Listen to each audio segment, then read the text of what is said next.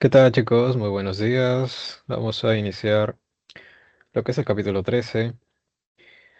Vamos a hablar hoy día de lo que es el origen de la vida y también acerca de las teorías evolutivas. Hablar un poco también de la evolución humana, cómo es que aparecimos aquí. Vamos a responder entonces dos preguntas a lo largo de esta sesión. La primera de ellas es ¿cómo se originó la vida en la Tierra? Una pregunta que quizás ha atormentado la cabeza de las personas desde que adquirimos conciencia de nuestra existencia. ¿Cómo apareció la vida en el planeta Tierra? La segunda pregunta la vamos a ver más adelante, pero tiene que ver mucho con esta también. Para empezar a abordar esta primera pregunta, vamos a conocer dos datos muy importantes que están aquí en pantalla. La edad de la Tierra es de 4.600 millones de años aproximadamente. Un poquito nada más. Un ratito después aparece lo que es la vida, hace 3.800 millones de años. ¿Qué cosa sucedió en el planeta Tierra para que apareciese la vida? Mm, Todavía quizás no te lo imaginas. Vamos a ver entonces qué teorías existen para poder explicar este origen de la vida en el planeta. Vamos a empezar aquí con una teoría que si bien no explica cómo aparece la vida en el planeta, sí permite explicar cómo es que se originan los organismos vivos, cómo es que se originan otros animales, por ejemplo. Es la teoría de la generación espontánea, o llamada también de la abiogénesis. ¿Qué es lo que dice esta teoría? Básicamente su postulado es muy sencillo. Dice que la vida se va a generar a partir de materia inerte o putrefacta. Se basa en su ejemplo más clásico, que seguramente ya has escuchado, que decía pues que los gusanos no se generan a partir de los cadáveres por sí solos. O sea, el cadáver que está en descomposición puede generar gusanos. Ahí está, generación espontánea. La materia inerte, o putrefacta en este caso, genera vida. Pero en la actualidad sabemos que esto no tiene sentido, ¿verdad?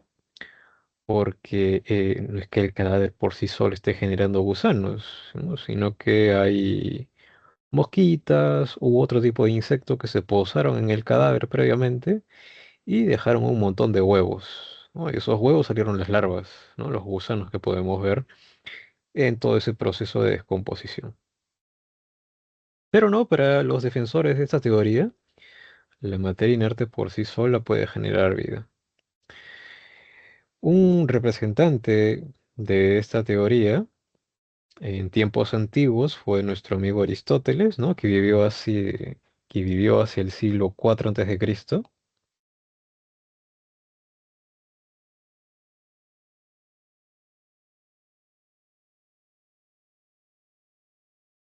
A pesar de ser un filósofo y reconocido actualmente también como el padre de la biología, porque fue, bueno, el primero en proponer un sistema de clasificación para los organismos vivos.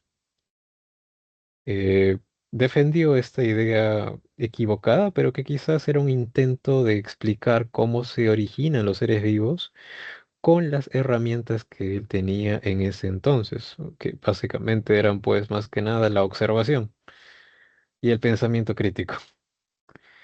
No tenía instrumentos sofisticados como si los tenemos actualmente.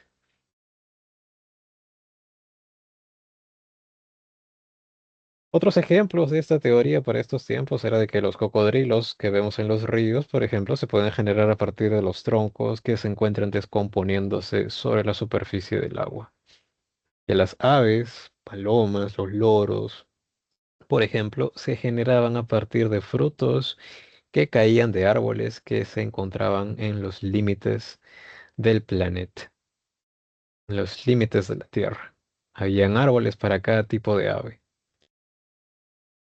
Esta teoría, si bien parece que no tiene sentido, permaneció como una verdad irrefutable por varios siglos en la cabeza de las personas. Es así que desde el siglo IV antes de Cristo nos tenemos que trasladar ahora varios siglos más adelante hacia el siglo XVII. donde vamos a encontrar defensores, por supuesto, de esta teoría, pero también ya algunos se van a poner a pensar un poquito y van a empezar a cuestionarla. Van a decir, esto no tiene sentido. Vamos a empezar con un defensor por aquí, que es nuestro amigo Van Helmont. Van Helmont era un defensor.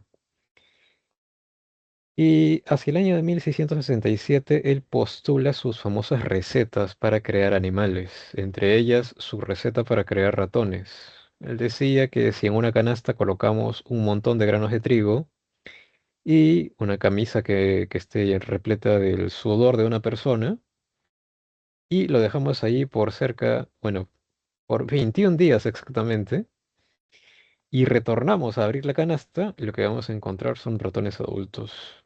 Él se jactaba de esta receta porque decía que ni siquiera eran ratones, bebitos, eran ratones ya desarrollados, grandotes.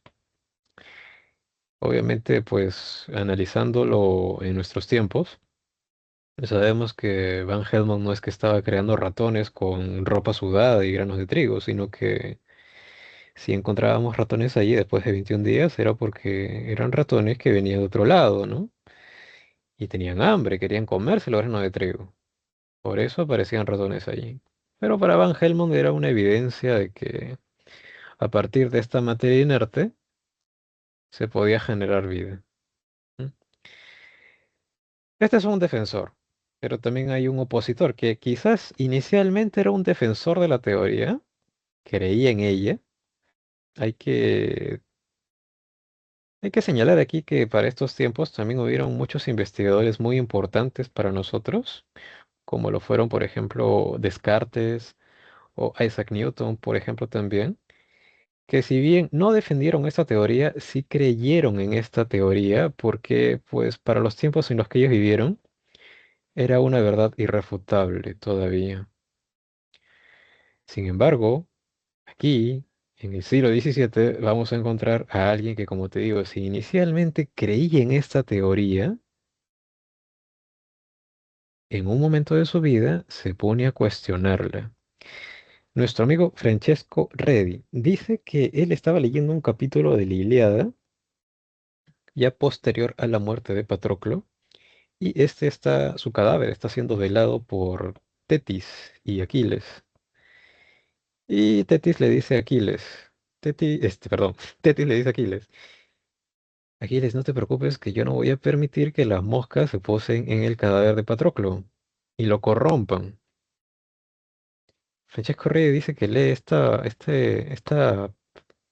este párrafo y se pone a pensar, ¿eh? Oye, ¿no será que las moscas se posan en los cadáveres y dejan huevos y de los huevos salen las larvas?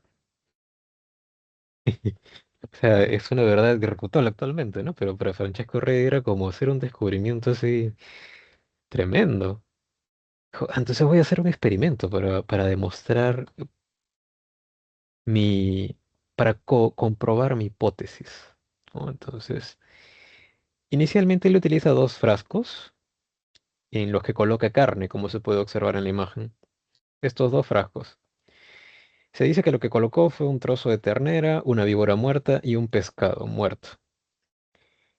A un frasco lo dejó abierto, como lo pueden ver, y el otro estaba cerrado con un corcho. Pasaron algunos días y pues pasó que solamente la carne que estaba en el frasco abierto generó gusanitos. Obviamente porque las moscas tenían la puerta abierta y podían dejar sus huevos a sus anchas, huevos a partir de los cuales se generaron los gusanos, las larvas. Pero en el que estaba tapado con el corcho no se generó ningún gusano porque pues las moscas no tenían la puerta abierta aquí. Querían entrar, no entraron nunca. Por supuesto la carne se pudo haber podrido, ¿no? Porque es proteína y las proteínas se descomponen con el calor. Pero de aparecer gusanos no apareció ningún gusano. Esto era una evidencia entonces de que la materia inerte, por sí sola, no puede generar vida, ¿no? Sino que necesita de vida preexistente, que en este caso eran las moscas. Pero ¿qué cosa le dijeron? Oye, Francesco Redi, lo que pasa es que estás haciendo tu experimento muy mal, tú no sabes algo muy importante, que justamente me olvidé de señalarles por aquí. Para que la materia inerte generase vida, esta debía estar en contacto con un principio vital, que para Aristóteles era la entelequia. En adelante, los defensores de esta teoría van a proponer que este principio vital se encuentra en el aire. Así que el aire, al estar en contacto con los cadáveres, le infunde ese principio vital y permite que generen gusanos. Así que esa fue la refutación por este experimento de Francesco Redi. Mira, Francesco Redi, es que has cerrado tu frasco, pues, y no está entrando el aire. Por eso es que esos trozos de carne no han generado nada. Ah, ya, entonces voy a repetir mi experimento. Voy a utilizar el mismo primer frasco y al segundo frasco esta vez no lo voy a cerrar herméticamente, lo voy a cerrar con una gasa.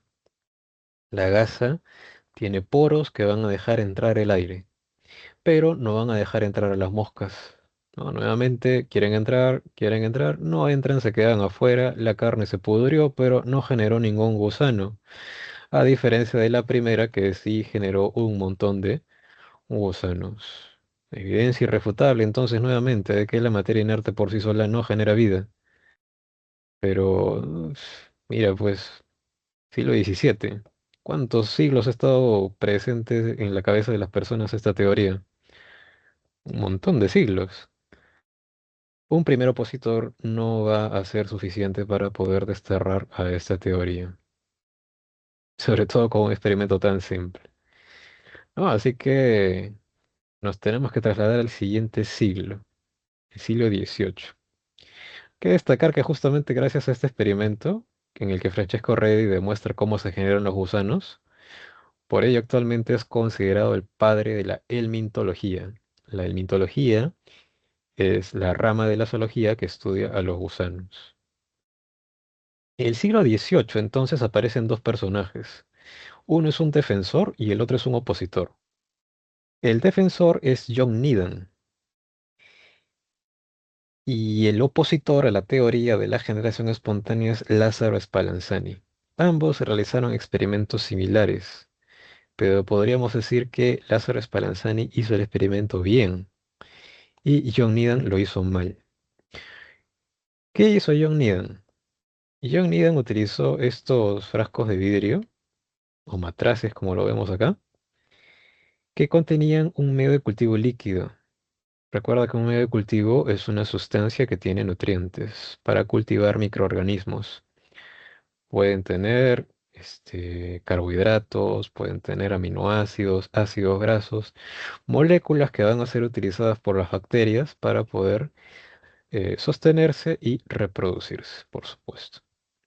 Entonces, él tenía dos matraces con medio de cultivo líquido. Y lo que hizo John Needham fue hervirlos, porque ya se sabía pues que un método para eliminar microorganismos del agua era hervirlos, ¿no? Porque el calor mata a los patógenos. Entonces los sirvió para matar los microorganismos.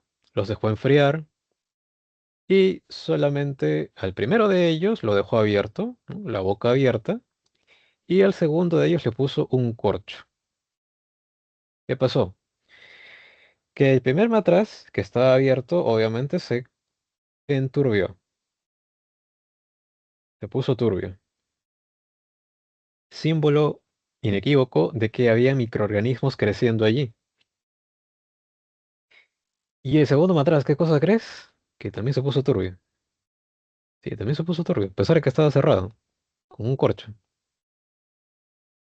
Para esto, con estos resultados, John Needham pretendía defender la teoría de la generación espontánea, porque en ambos matraces se estaban generando microorganismos a partir de materia inerte que era el medio de cultivo líquido.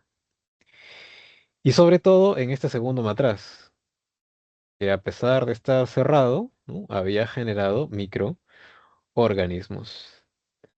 Pero para esto, John Needham había hecho mal dos cosas. La primera cosa que hizo mal fue que no había hervido correctamente el medio líquido inicialmente, ¿no? Nosotros sabemos que para poder purificar el agua tenemos que hervirlo por varios minutos, ¿verdad? Que entre en ebullición. Parece que no lo hizo por un tiempo prolongado, así que quizás Después de haberlo hervido, todavía quedaban algunos microorganismos en cada uno de esos medios. Y lo segundo que hizo mal, pues, fue que le puso un corcho a su matraz. Y el corcho tiene poros, poros por donde pueden ingresar las esporas de bacterias que arrastra el aire. Así que por allí pudo haber ingresado el aire con las esporas y contaminar aún más este medio que, a pesar de estar cerrado, pues con esas condiciones que ya hemos visto, se terminó de contaminar.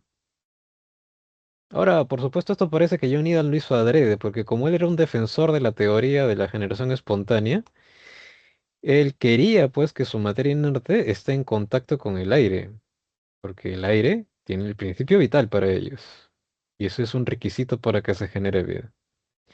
Así que parece que fue adrede. ¿Ya? La cuestión es que se contaminó, ambos se contaminaron.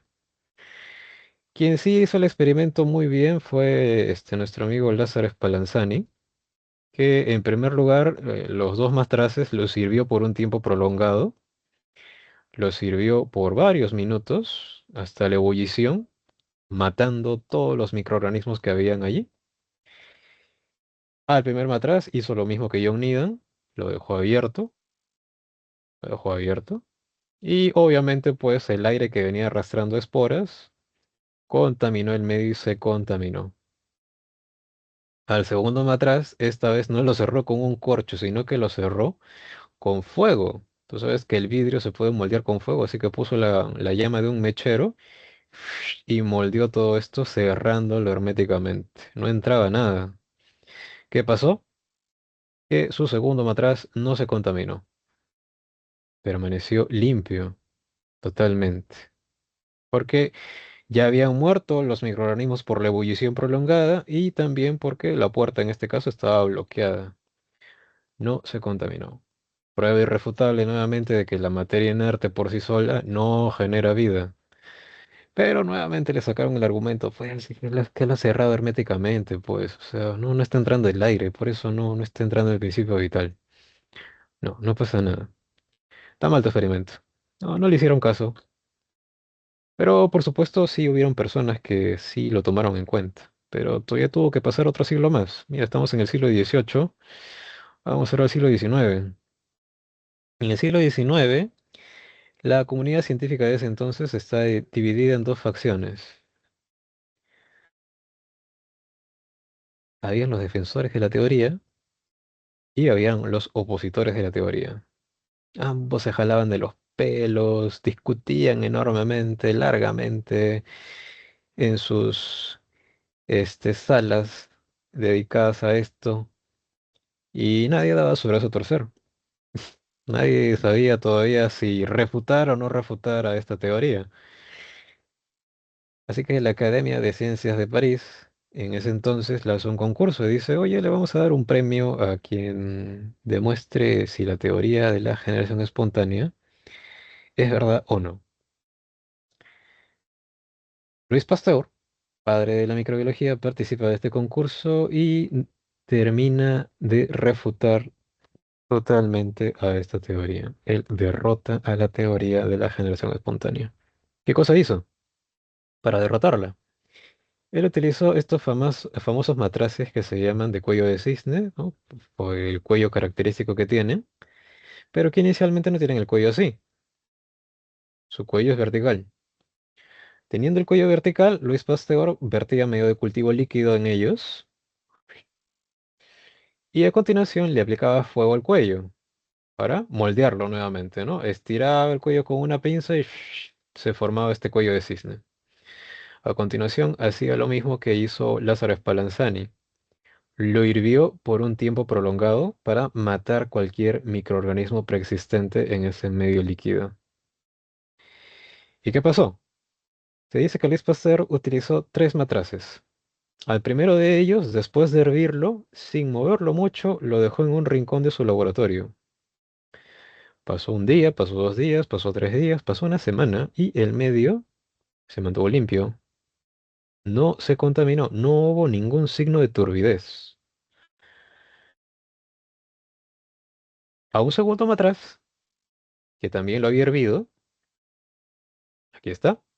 Lo inclinó un poquito, de tal manera que un poco de medio llegó hasta la altura del cuello. Luego lo puso en su posición original y ¿qué pasó?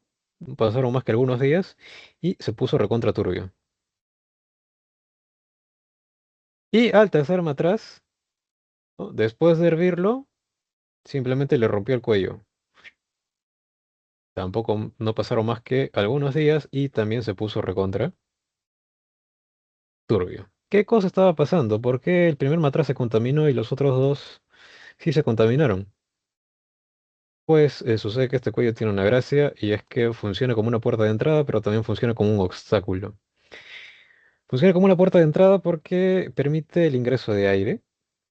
Y pues si tanto, pues los defensores de la teoría me están fastidiando con que el aire tiene el principio vital y la materia inerte tiene que tener contacto con el aire para formar vida, pues ya, pues aquí está el cuello, por aquí va a entrar el aire, porque el aire está compuesto de gases, así que perfectamente puede entrar por el cuello. Pero funciona como un obstáculo porque después de hervir este caldo, el vapor de agua formaba una gota de agua a la altura de la mitad del cuello. Por lo que si el aire arrastraba esporas de microorganismos, estos se quedaban retenidos a esta altura y no lograban llegar hasta el medio. Por ello, este medio no se contaminó, permaneció limpiecito. El segundo matraz sí se contaminó porque pues cuando lo inclinó, el medio, ¿no? Quizás terminó de liberar esa gotita que estaba allí, ¿no? Ya no había gota, así que el aire arrastrando esporas simplemente podía llegar hasta el fondo y contaminar el medio, ocasionando esa turbidez. Y en el tercer matraz, pues obviamente si le quitas el cuello, el aire directamente con sus esporas tiene contacto con el medio y lo contamina. Con esto Luis Pasteur entonces demuestra pues que la materia inerte por sí sola no genera, no genera vida, a pesar de que tenga contacto con el aire, el famoso principio vital. Derrota a la teoría de la generación espontánea y a partir de entonces abrazamos o creemos lo que se llama la biogénesis. Solamente la vida puede generar vida. ¿A partir de dónde se estaba generando esta vida, estos microorganismos que ocasionaban la turbidez? De las esporas que arrastra el aire. Porque eso también decía Luis Pasteur. En el polvo y en el aire existen esporas de microorganismos, de bacterias. Eso es verdad. Tú sabes que las bacterias pueden adoptar la forma de espora, que es una forma de resistencia a circunstancias adversas, y esas esporas pueden ser arrastradas por el viento. Son las esporas que contaminaron estos caldos. ¿Ok? Derrotada la teoría de la generación espontánea, entonces ya sabemos cómo se generan los organismos vivos. Y algo muy obvio, ¿no? Se generan a partir de otros organismos vivos. Pero todavía no hemos respondido a la primera pregunta que le hemos hecho. ¿Cómo apareció la vida en este planeta? ¿Cómo apareció el primer organismo vivo en este planeta? Ya sabemos que la religión tiene explicaciones para esto, pero estamos hablando de ciencia, así que tenemos que hablar de teorías científicas, ¿no? Que tengan quizás evidencia, que tengan argumentos para decir que efectivamente sucedió así.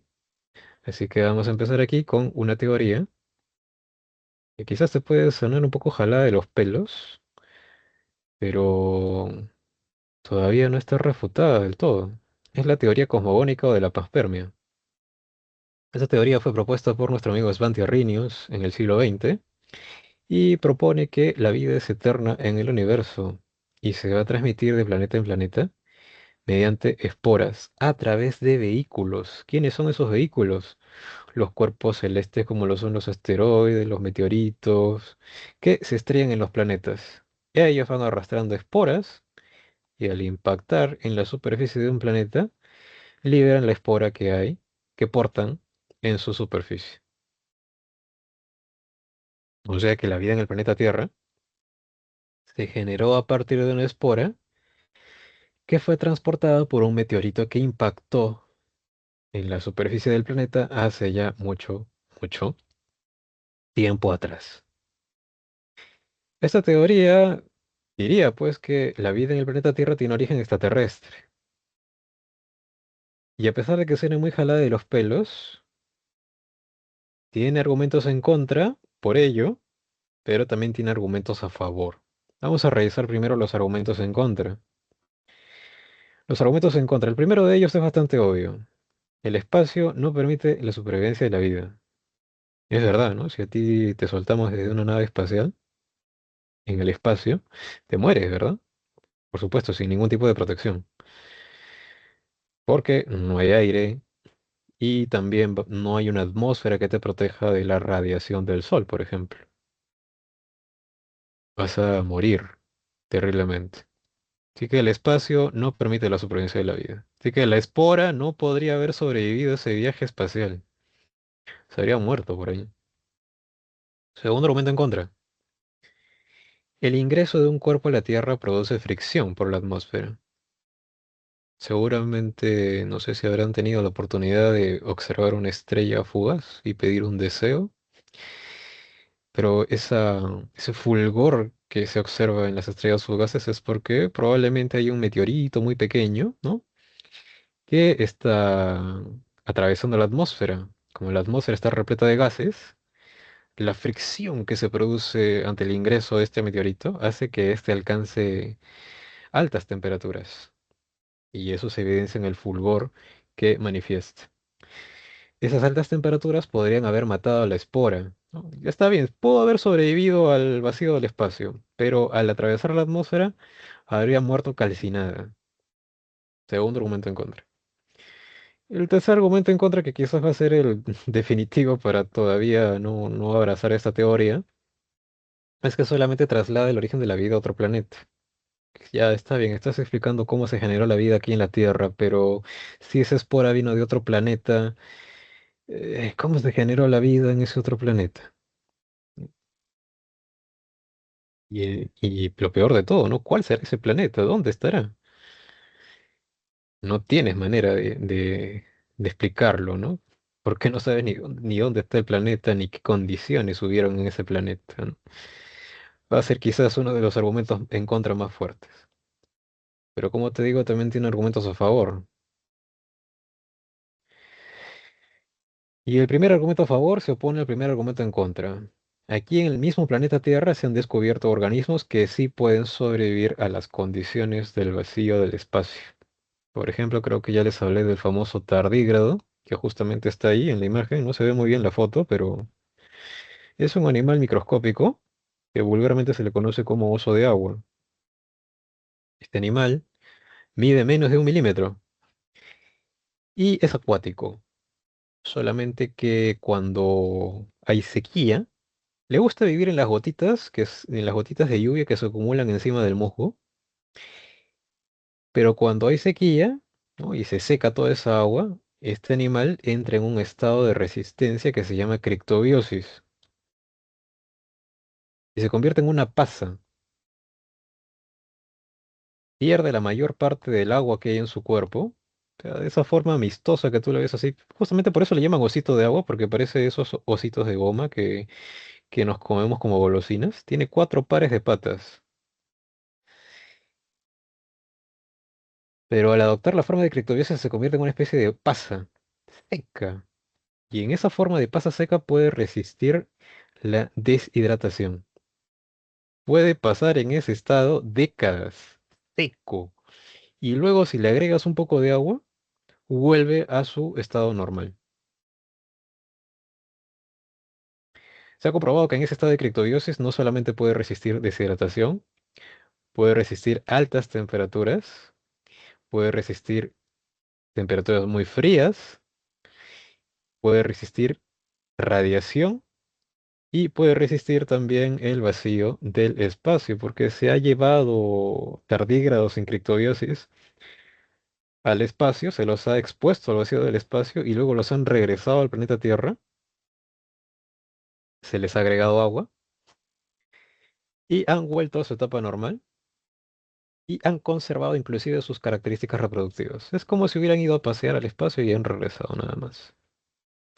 Sí, entonces, sí hay organismos que pueden adoptar estrategias para sobrevivir a condiciones del espacio. Ahora, no estoy diciendo que el tardígrado tenga esta condición para adaptarse a la vida espacial. No, no, es simplemente algo que se ha descubierto, ¿no? El tardígrado lo usa para poder resistir la deshidratación, pero se ha comprobado que es un estado de resistencia muy fuerte que le permite resistir incluso otros factores.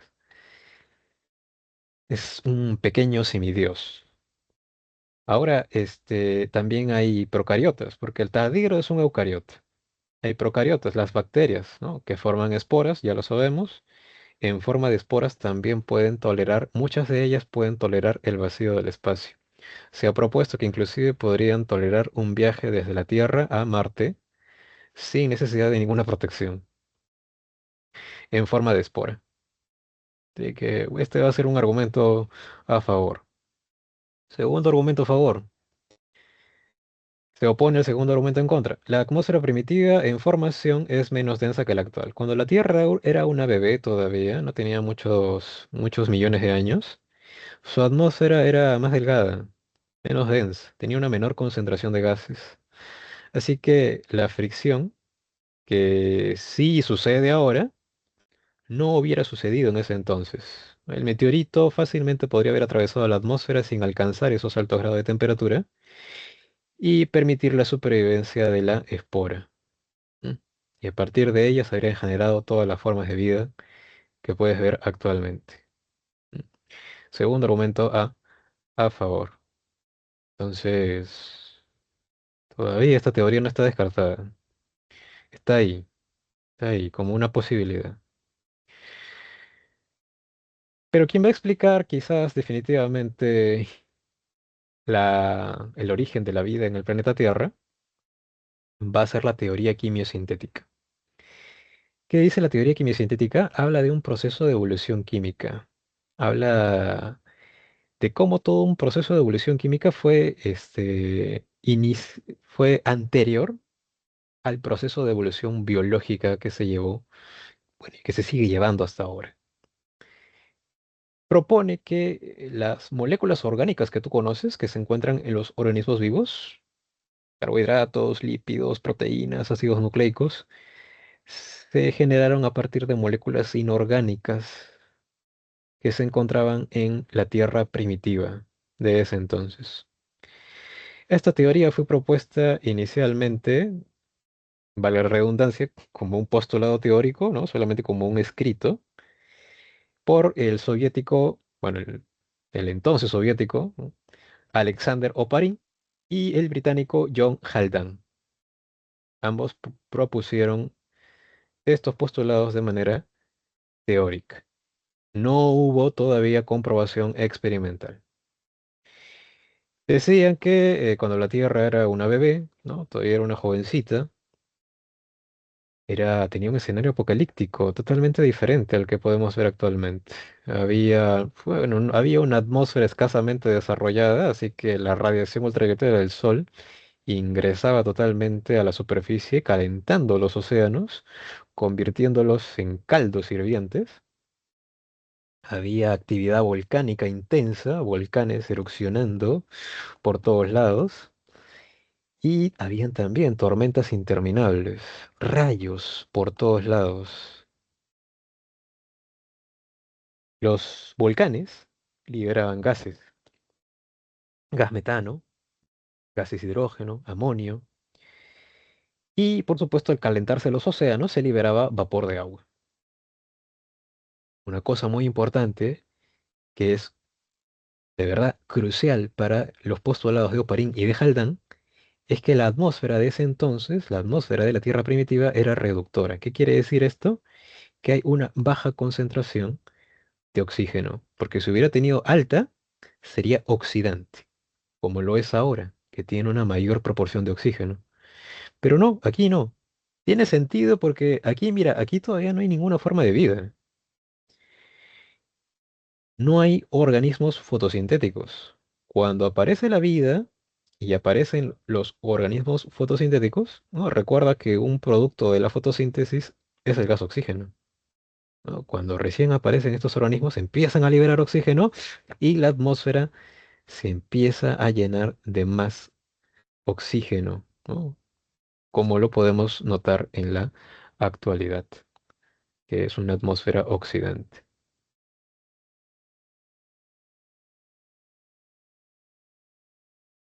Entonces, en estas condiciones, estas moléculas inorgánicas que estamos viendo acá, el gas metano, el amonio, gas hidrógeno, el vapor de agua, generaron las moléculas orgánicas que tú ya conoces.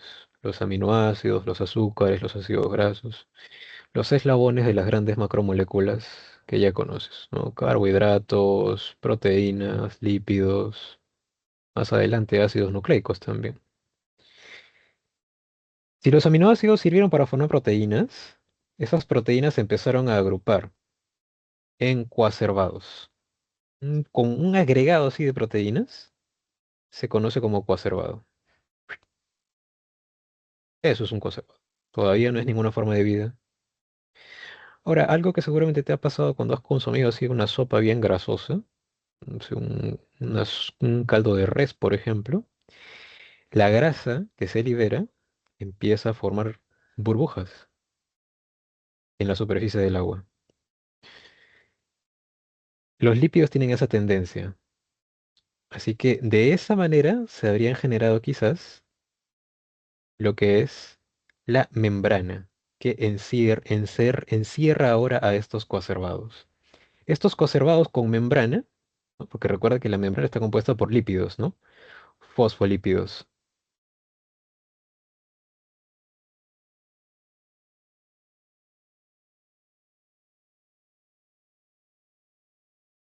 Cuando ya poseen membrana, pasan a ser llamados protobiontes. Todavía no son organismos vivos, todavía no son organismos vivos. Tienen que tener algo muy importante. Tienen que tener algo muy importante que es el ácido nucleico. Se les llama ahora eubiontes cuando ya presentan ácido nucleico.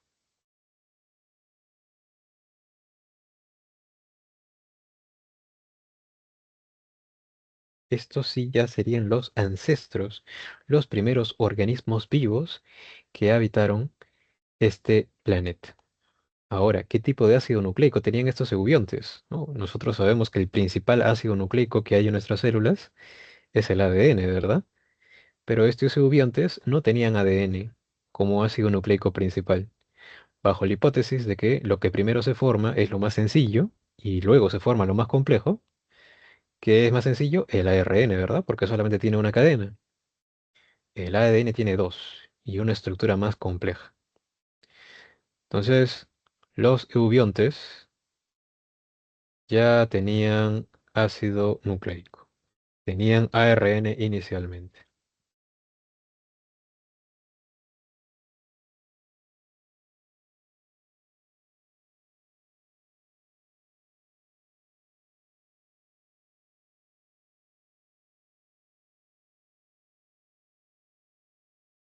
Denme un segundito.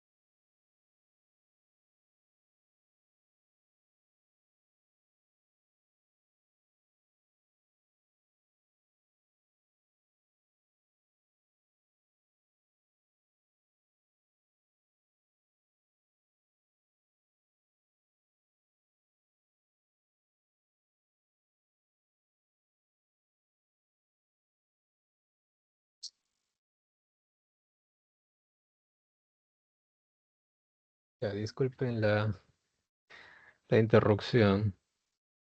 Vamos a continuar. Entonces esa sería la ruta para llegar a los primeros organismos vivos que habitaron este planeta, los eubiontes. A partir de ellos se habrían generado todas las formas de vida que conocemos actualmente. Pero eso ya sería un proceso de evolución biológica, ¿no? Lo que corresponde a la segunda parte de esta sesión. Eso decía entonces el postulado teórico de Oparin y de Haldane. Y al igual que lo hace cualquier científico actualmente, estos también discutían sus teorías en congresos, en reuniones científicas. Y resulta que una de esas reuniones, el discurso de Oparin fue escuchado por, por un estadounidense, el doctor Miller, que se interesó mucho en esta teoría y cuando regresó a su país natal, Estados Unidos, conversó con el doctor Arey para tratar de hacer un experimento para poder demostrar u obtener evidencia que permitiese afirmar esta teoría quimiosintética. Ahora, pues, ¿cómo le haces para demostrar algo que pasó hace millones de años? No tienes una máquina del tiempo, pero ¿qué podrías hacer? A ver, ponte a pensar. Podrías idear un aparatito que recrease esas condiciones de la Tierra primitiva y ver qué pasa. Entonces ellos inventaron este aparatito de acá. Un aparatito que ideaba pues con electrodos los relámpagos, ¿no? De esas tormentas interminables. Tenía compartimentos con agua hirviendo para generar el vapor de agua. Y también, por supuesto, ahí englobaron en un compartimento a los gases que supuestamente se liberaban de la actividad volcánica. El gas metano, el amonio, el gas hidrógeno. Pero, por supuesto, respetaron el principal postulado de Oparin, ¿no? ¿Qué cosa no debería estar presente aquí en este compartimento de ninguna manera? No debería haber nada, nada, nada, nada. No debería haber oxígeno. ¿No? Porque recuerda que Oparin decía, ¿no? Oparin y Haldane decían que esta síntesis solamente se daba en condiciones reductoras, en ausencia de oxígeno.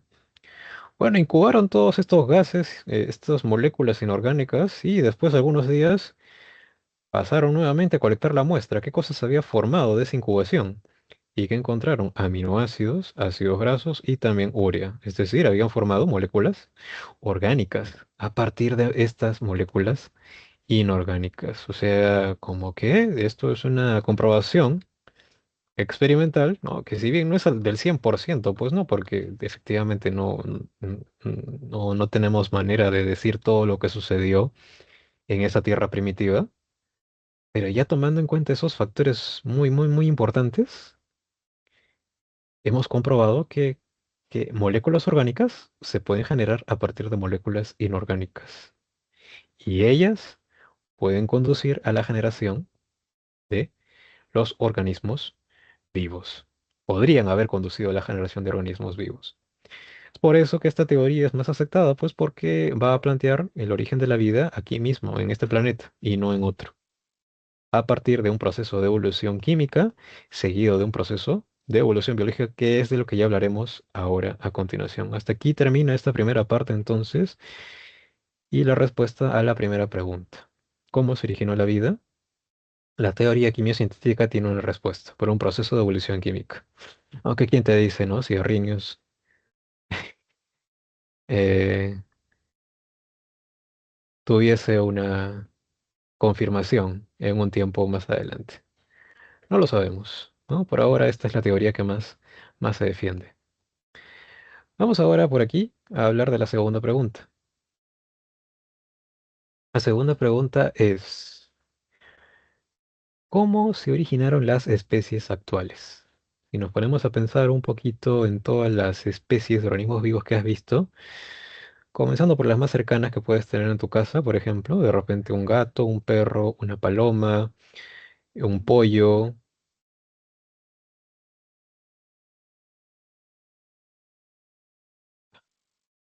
Momento.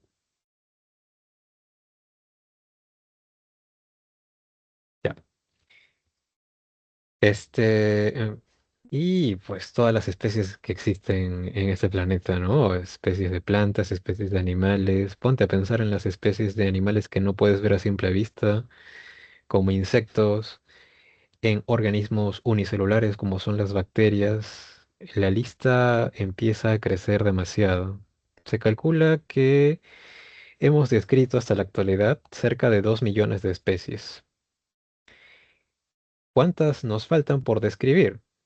Algunos más optimistas declaran que nos faltan todavía describir de cerca de 10 a 30 millones. La mayoría de esas especies van a ser organismos microscópicos, bacterias, protozoarios, y por supuesto pueden haber todavía animales y plantas que todavía no hemos encontrado, ¿no? Porque todavía hay regiones, selvas inhóspitas, inaccesibles, que quizás todavía albergan especies que no hemos visto. Eso es el cálculo más optimista. Los cálculos más pesimistas es que todavía faltan cerca de 50, 60 millones, faltan muchas más todavía. Y a esa lista le tienes que agregar también la cantidad de especies que se han extinguido hasta la actualidad.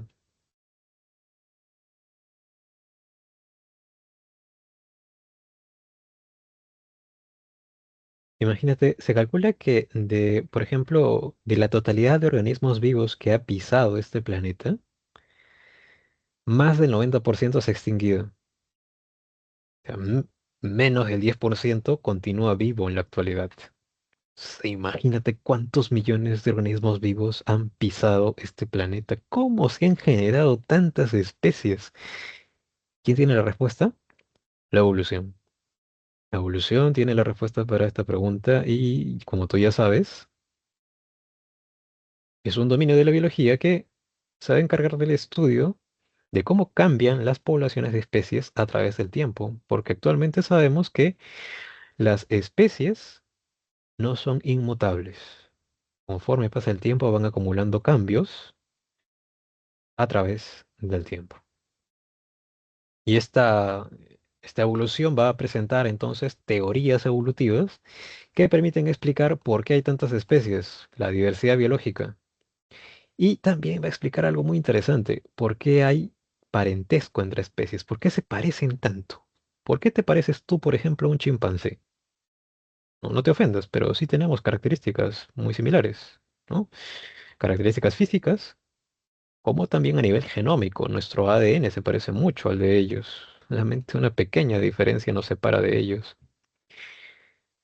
Entonces vamos a empezar a hablar de estas teorías evolutivas, que van a explicar cómo es que se generan las especies a través del tiempo. La teoría de la herencia de los caracteres adquiridos es una de las primeras teorías que fue propuesta por nuestro amigo Jean-Baptiste de Lamarck. Jean-Baptiste de Lamarck es uno de los primeros teóricos evolucionistas reconocidos. Él,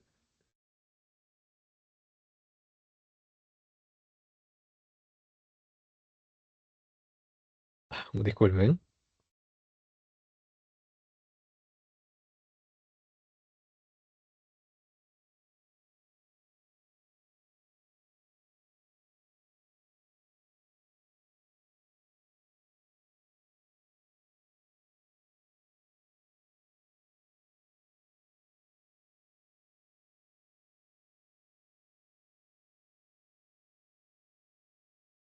disculpen.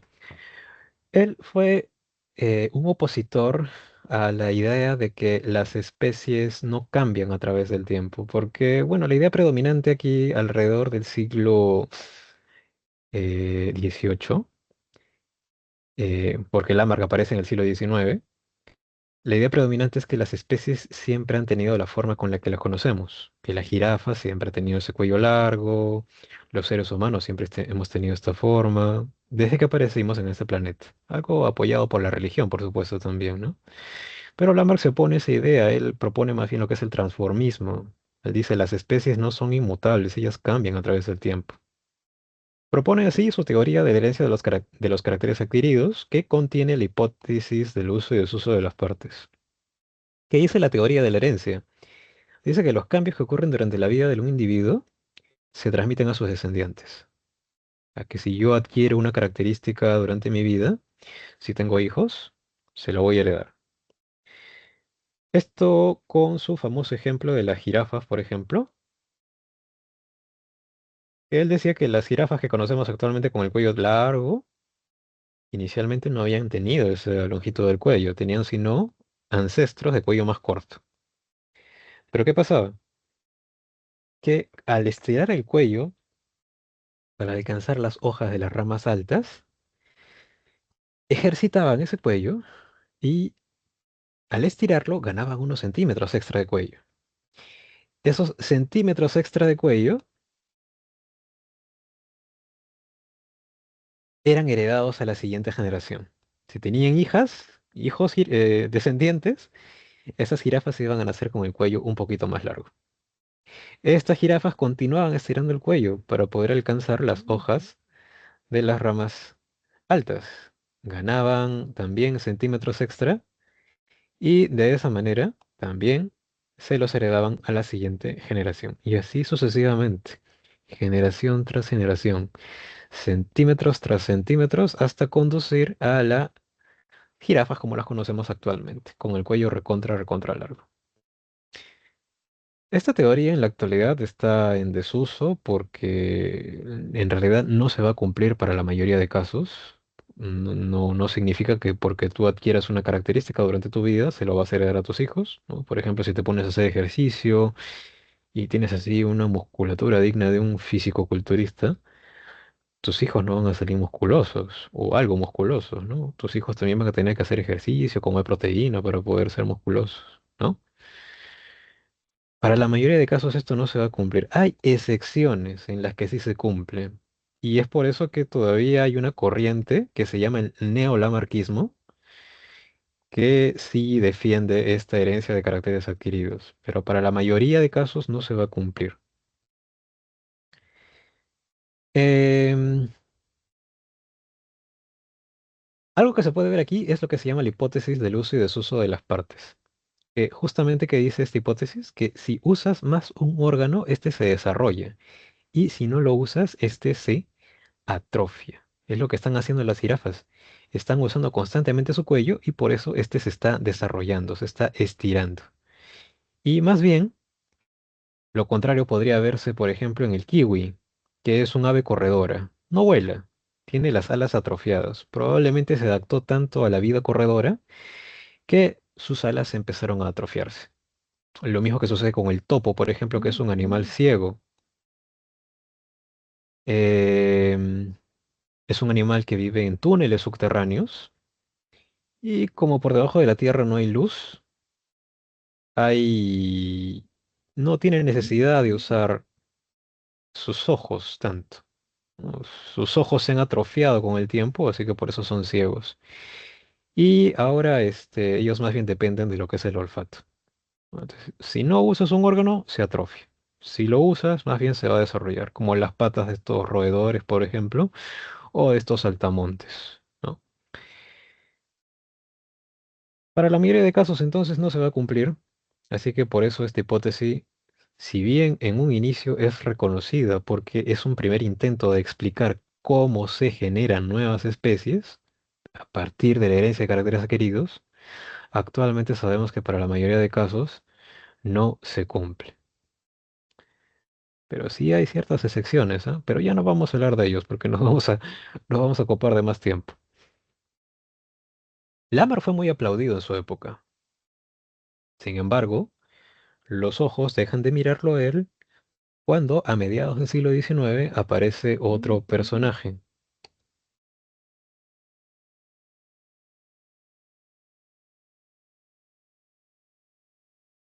Es nuestro amigo Charles Darwin. Charles Darwin, que actualmente es reconocido como una deidad en la biología, porque propuso una teoría, o sentó las bases para explicar cómo es que se generan las especies. Porque si bien la teoría que él propone no es del todo correcta, más adelante fue enriquecida con otros principios para poder dar una mejor explicación de cómo se generan las especies. Charles Darwin propone su teoría del origen de las especies por medio de la selección natural en su obra del mismo nombre. Antes de escribir esta obra, Charles Darwin viajó alrededor del mundo en un barco que se llamó el HMS Beagle. Y resulta que él era un hombre acaudalado, así que con el dinero que tenía se financió estos viajes por varios continentes. Incluso llegó a América, estuvo por Argentina, por Chile, pasó por Perú también, estuvo en el puerto del Callao, pero resulta que nos encontró en plena guerra Confederación Peruano-Boliviana. Así que se subió al barco y se fue. No, no le gustó. Incluso tiene algunas declaraciones poco agradables del Perú. No, no, no le gustó la experiencia. Pero luego se fue a las Galápagos y en las Galápagos también realizó observaciones muy importantes, ¿no? Por ejemplo, estudió los pinzones de las diferentes islas que habían en las Galápagos. Pero, ¿qué dice la teoría darwiniana? ¿Qué dice su teoría del origen de las especies por medio de la selección natural? Parte de un primer postulado.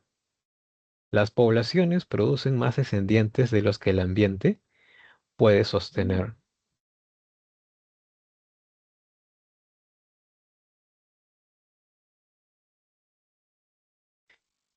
Disculpen. Las poblaciones producen más descendientes de las que el ambiente puede sostener.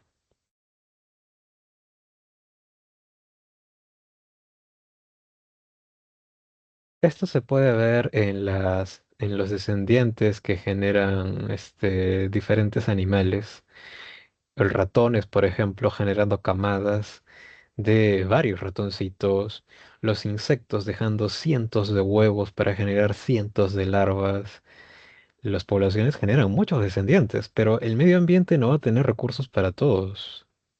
¿No? Así como la universidad no tiene vacantes para todos, el medio ambiente no tiene recursos para todos. Otra cosa muy interesante antes de pasar al siguiente es que esos descendientes van a ser variables, ¿no? Hay variabilidad en los descendientes, como lo podemos ver por aquí en esta población de ratones. No todos tienen el mismo color de pelo. Algunos son de pelaje oscuro, otros son de pelaje claro. Eso se puede ver. Eso se puede ver en otras características también, ¿no? Incluso en los seres humanos, ¿no? Cuando una pareja tiene varios hijos, algunos son más altos, otros son más bajitos, otros tienen el pelo de un color, otros tienen el color de pelo de otro color. Entonces, hay variabilidad, ¿no? Eso es lo que debemos tener en cuenta, ¿ya? Las dos primeras cosas que debemos tener en cuenta. No hay para todos y hay variabilidad en la descendencia.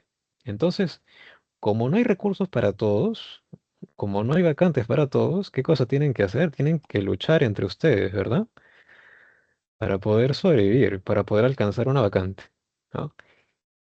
¿Y quién va a sobrevivir de esa lucha por la supervivencia? Va a sobrevivir el más apto.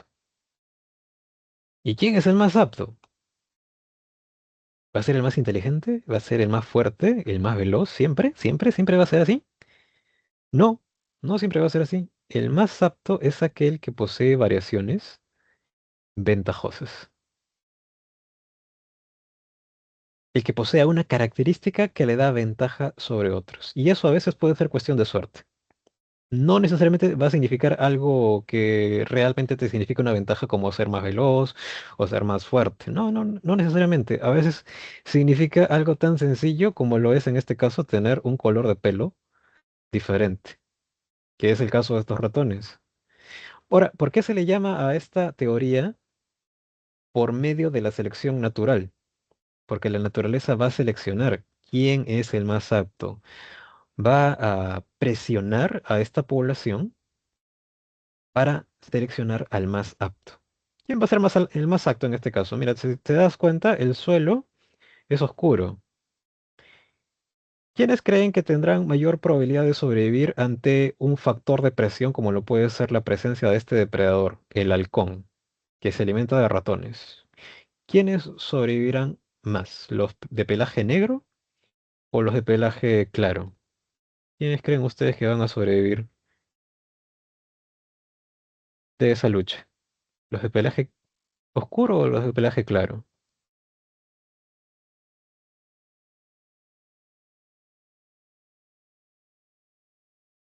Ah, Leonardo dice por ahí los de pelaje negro. Es verdad, ¿no? Porque al tener el suelo de color oscuro también, se pueden camuflar y pasar desapercibidos por el depredador. Más bien los de color claro contrastan, ¿no? Van a ser más fáciles de ser detectados por el depredador y cazados de esa manera. Así que quizás después de algún tiempo, la población de ratones blancos se va a reducir en comparación con la de ratones negros. Ahora, algo que también es importante en la teoría de Darwin es que no solamente basta con sobrevivir. Sí, está bien, sobreviviste. Esa característica, ese color de pelo diferente te dio una ventaja. Pero también es importante que te reproduzcas. ¿Para qué? Para que a tu descendencia le pases esa característica que a ti te dio ventaja. Eso es importante también en la teoría de Darwin. ¿Por qué? Porque si no te reproduces, te vas a morir y contigo se va a morir también esa característica ventajosa. Va a desaparecer. ¿No? Entonces, por eso es importante que se reproduzcan. Así que en la siguiente generación, quizás la cantidad de ratones blancos va a ser mínima, porque ellos están siendo depredados. Y la proporción de ratones negros va a ser mayor, porque justamente ellos están teniendo una ventaja, están sobreviviendo con mayor éxito y se están reproduciendo por eso mismo. Eso es lo que dice entonces la teoría darwiniana.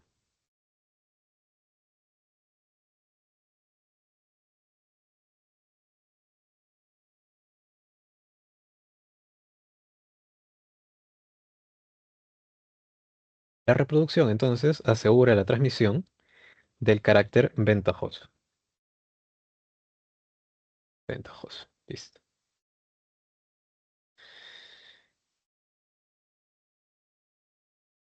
Ahora, imagínate que esto suceda a lo largo de varias generaciones y no solamente con el color del pelo, sino que de repente suceda también con el color, con el tamaño de las orejas, con el tamaño de la cola, con el tamaño de las patitas, con el tamaño corporal, con el color de los ojos, el tamaño de la nariz. Imagínate que sucedan, este mismo proceso suceda con esas otras características. Después de varias y varias generaciones, quizás cientos de generaciones, vamos a tener un ratón que quizás ya no luce como un ratón. Luce totalmente diferente a este ratón que teníamos inicialmente. Eso decía Darwin. Una nueva especie es el resultado de la acumulación sucesiva de variaciones ventajosas. Y iba más allá todavía y decía, las especies provienen de especies preexistentes y comparten un ancestro común. Él decía que todas las especies que podemos ver actualmente descienden de ancestros que probablemente han tenido, por supuesto, características diferentes a las actuales. Y que quizás todos los organismos vivos de este planeta compartimos un mismo ancestro, que habría sido pues el primer organismo que apareció en este planeta. Por supuesto, esto fue algo casi blasfemo para la época, ¿no? Porque, ¿qué estaba diciendo Darwin con esto? Que los seres humanos, creación divina, compartíamos un origen con animales inferiores, con el mono, por ejemplo, y por eso caricaturizaban. Le ponían la cabeza de Darwin y le ponían el cuerpo de un mono. Pero por supuesto también tenía defensores. Por eso es que se olvidan de la teoría lamarckiana y más bien aplauden la teoría darwiniana. Sin embargo, a pesar de esto, a pesar de que resulta muy explicativa esta teoría, tiene una gran falencia, enorme falencia. Mira, estamos a mediados del siglo XIX, hay alguien que recién está jugando con sus arvejitas. Es nuestro amigo Mendel, que recién está empeñado en descubrir las leyes de la transmisión de la herencia. Pero Mendel nunca se encontró con Darwin. Aquí la genética recién está en estado embrionario. No existe prácticamente. Darwin no tiene una explicación para la transmisión de esos caracteres ventajosos. Si se hubiera encontrado con Mendel, quizás hubieran hecho una super teoría, pero no, nunca se encontraron. Así que la gran falencia es esa, carece de principios genéticos.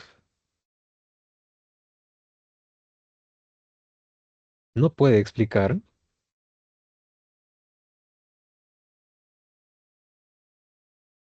la transmisión de caracteres de una generación a otra. No hay explicación para eso. Entonces, esa es la teoría darwiniana, básicamente. La teoría del origen de las especies por medio de la selección natural, que si bien en la actualidad es muy reconocida Darwin, hay que entender también que Alfred Wallace, un contemporáneo de Darwin, y que no tenía una condición tan buena como la de él, también a mediados del siglo XIX propuso una teoría similar a la de Darwin. Él no era muy acaudalado, pero con el poco dinero que tenía, viajó también por varios continentes y con las observaciones que hizo, escribió una teoría similar a la teoría darwiniana, independientemente de haber leído independientemente antes de conocer a Darwin. Pero como ya sabía de él, le escribe una carta, resumiendo los postulados principales de su teoría. Esa carta llega a Darwin cuando él ya había regresado de sus viajes alrededor del mundo, pero todavía no había publicado su obra. Él tenía recelo por cómo iba a ser tomada esa idea. Pensaba que iba a ser rechazada rotundamente. Pero cuando recibe la carta de Wallace y lee que básicamente son los mismos postulados que él, a los que él ya había llegado, entonces escribe una carta resumiendo los postulados de la teoría también y se los manda a la Academia de Ciencias de ese entonces, bajo su autoría y bajo la autoría de Wallace también. No le quitó el mérito. La teoría de la selección natural debería ser reconocida a ambos investigadores, pero en la actualidad se le reconoce también, se le reconoce más a Darwin porque Darwin escribió este libro enorme que es prácticamente una Biblia, el origen de las especies por medio de la selección natural. No se olviden entonces de Wallace, ¿ya? Llegó a las mismas conclusiones que Darwin.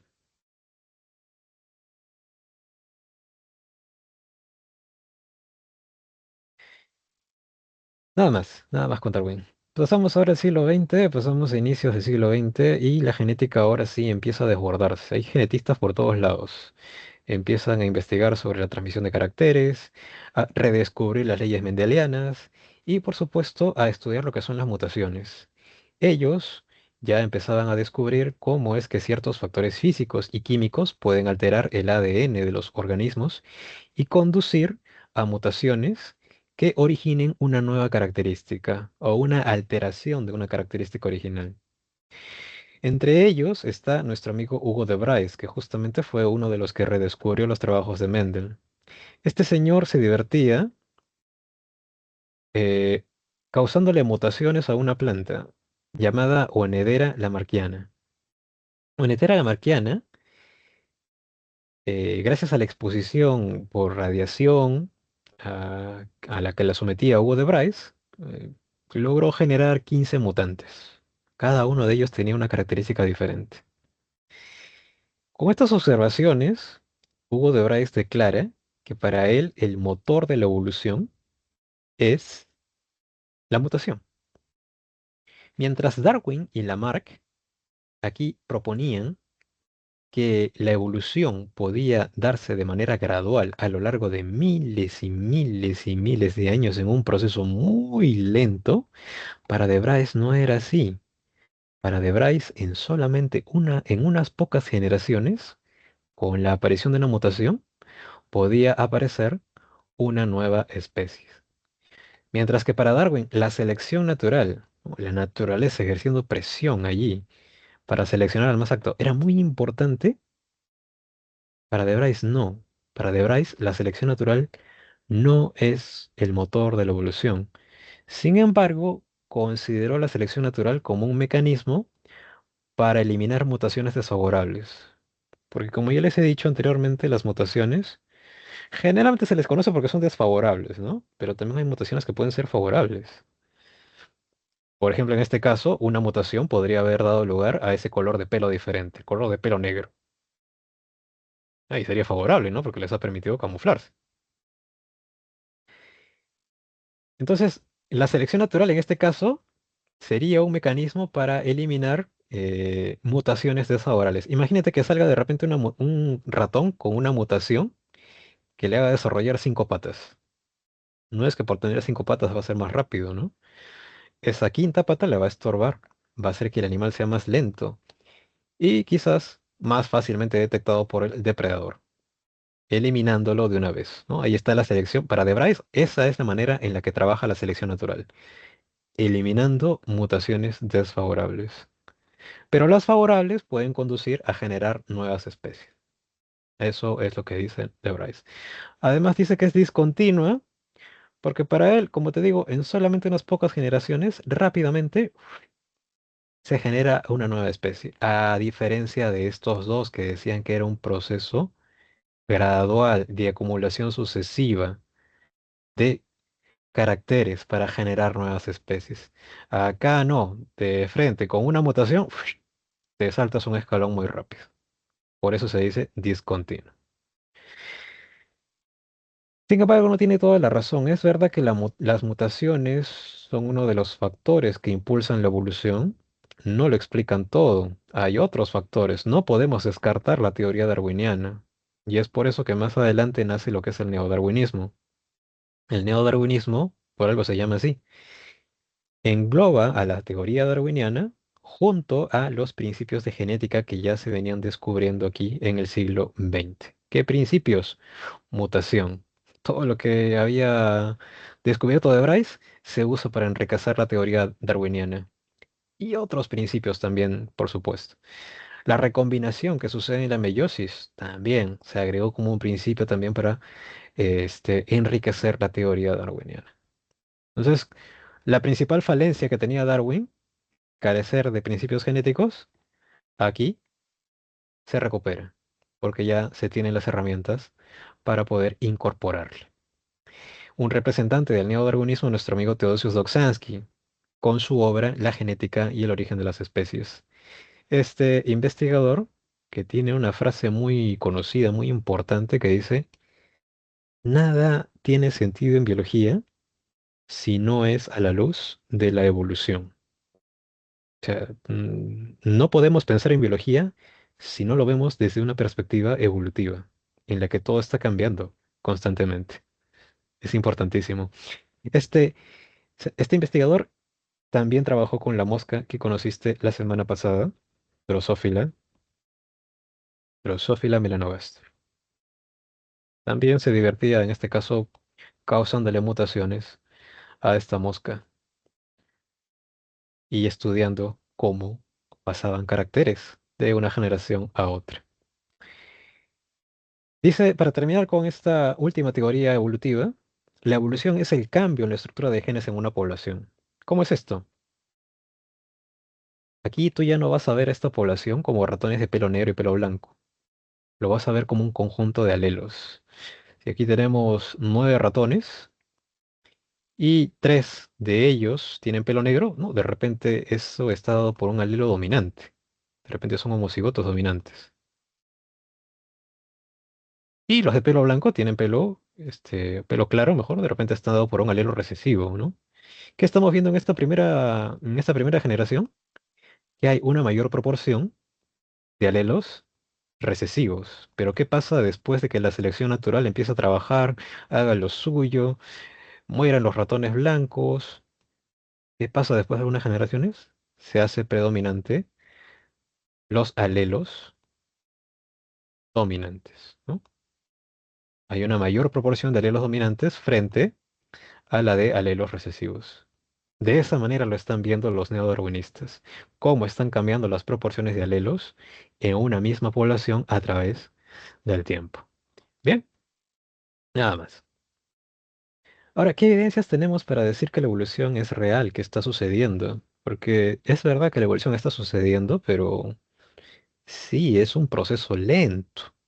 Nosotros no podemos ver en estos momentos cómo se están generando nuevas especies, porque tienen que pasar muchas generaciones. Así que tenemos que usar ciertas herramientas. ¿Qué herramientas? Tenemos aquí a la paleontología. La paleontología es el estudio de los restos fósiles. Estos restos fósiles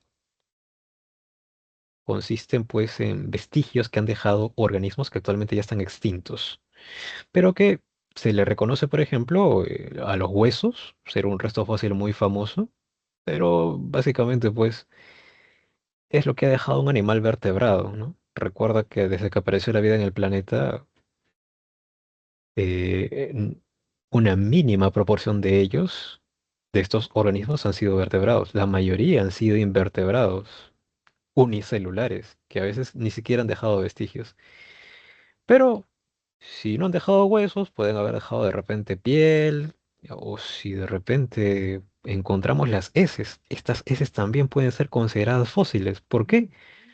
Porque pueden presentar restos de lo que comió ese animal, ¿no? Algo que no esté completamente digerido y nos permita conocer cuál era la dieta de ese animal. De repente encontramos restos de huesos, restos de semillas que nos permitan describir de qué cosas se alimentaba ese animal. Incluso huellas petrificadas. Aquí en la selva del Perú nomás podemos encontrar huellas petrificadas de dinosaurios que pisaron estos territorios ya hace miles y miles de años. Y no se trata solamente de describir a estos fósiles qué características tienen, sino de compararlos con especies actuales. Por ejemplo, lo que estamos haciendo acá. Aquí hay una especie actual que es la ballena,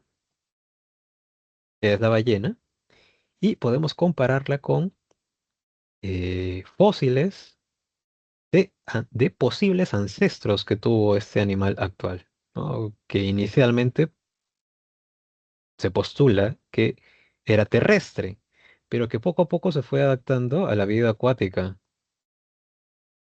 perdiendo, ¿no?, la longitud de sus extremidades y convirtiendo el primer par en un buen par de aletas.